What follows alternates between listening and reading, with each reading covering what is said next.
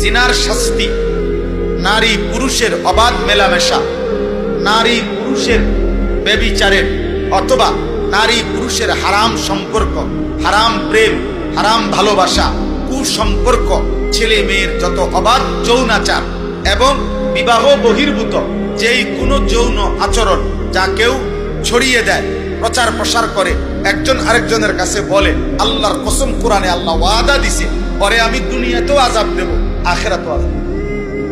কসম আল্লাহ, এটা সূরা নূরের মধ্যে আছে।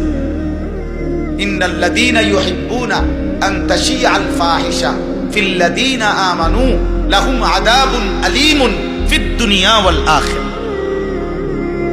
আল্লাহ বলেন, ইমানদার মুসলিম সমাজে যারা অশ্লীলতা ছড়িয়ে দেয়, বেহায়াপনা ছড়িয়ে দেয়, অসভ্যতা ছড়িয়ে দেয়, নারী পুরুষের অবাধ চলাফেরা, জিনার ব্যভিচারের পরিবেশ ব্যবস্থাপনা করে দেয়, নোংরামি নোংরামি, তো আল্লাহ বলেন আমি ওয়াদা দিলাম তাদেরকে আমি দুনিয়াতেও আযাব দেব, আখিরাতেও আযাব দেব। এজন্য যেই সমস্ত রাস্তার পাশে চলার পথে যারা এমন ব্যবস্থাপনা করছে, যেই ব্যবস্থাপনায় অর্ধেক আলো অর্ধেক অন্ধকার, লাল নীল ঝিকিমিকি, আধা আলো আধা অন্ধকার, ছেলে মেয়ের গোপন একাকী বসার জায়গা, অসভ্যতা করার জায়গা, আল্লাহর কসম এই ব্যবস্থাপনাকারীদেরকে আল্লাহ এই দুনিয়াতে বেইজ্জতি করবেনই করবেন, করবেনই করবেন, করবেনই।